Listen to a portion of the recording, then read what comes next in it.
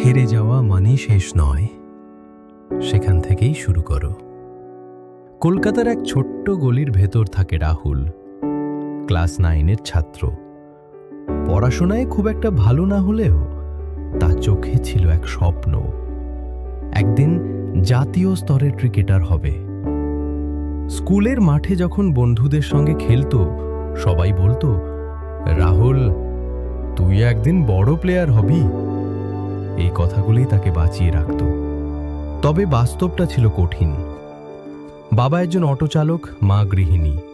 সংসারে অভাব লেগেই থাকত। তবুও মা বাবা রাহুলকে উৎসাহ দিত, তুই খেল, মন দিয়ে খেল, আমরা আছি তোর পাশে।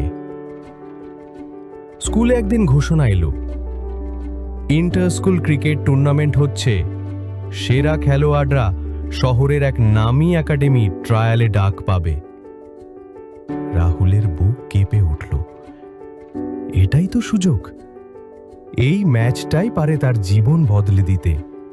সে রাতেই মায়ের কাছে বলল, মা, আমার নতুন জুতো দরকার, পুরনোগুলো ছিঁড়ে গেছে। মা কিছু না বলে আলমারি থেকে কয়েকটা পুরনো শাড়ি বের করল। এইগুলো বিক্রি করব, তোর জন্য জুতো কিনব। ম্যাচের দিন রাহুল মাঠে নামল ভয় আর উত্তেজনা নিয়ে। কিন্তু প্রথম ওভারে আউট হয়ে গেল গোল্ডেন ডাক। বোলিংয়েও রান খরচ করল প্রচুর। দল হেরে গেল। কোচ হতাশ হয়ে বললেন, তুই পারবি না রাহুল, এত চাপ নিতে পারিস না। রাহুলের চোখে পানি চলে এলো। সে ভাবল, সবাই ঠিকই তো বলে, আমি কোনোদিন পারবো না। স্বপ্ন দেখা ভুল ছিল।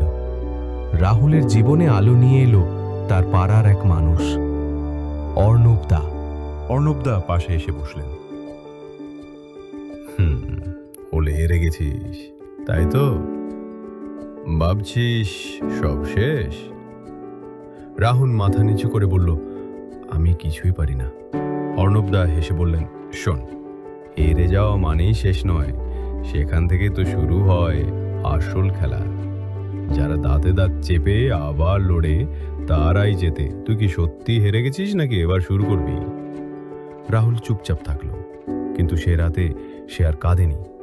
সে ঠিক করলো আবার শুরু করবে।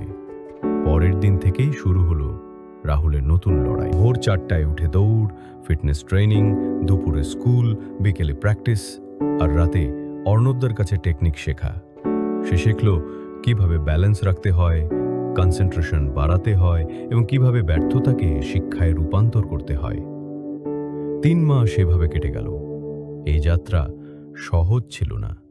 পাড়ার অনেকেই বলতো, এই গরিবের ছেলে কিচ্ছু করতে পারবে না, পড়াশোনায় মন দে, খেলাধুলা ছাড়। বন্ধুরাও ধীরে ধীরে দূরে সরে গেল। তবে অর্ণবদা, মা আর বাবা তারা ঠিক পাশেই ছিল।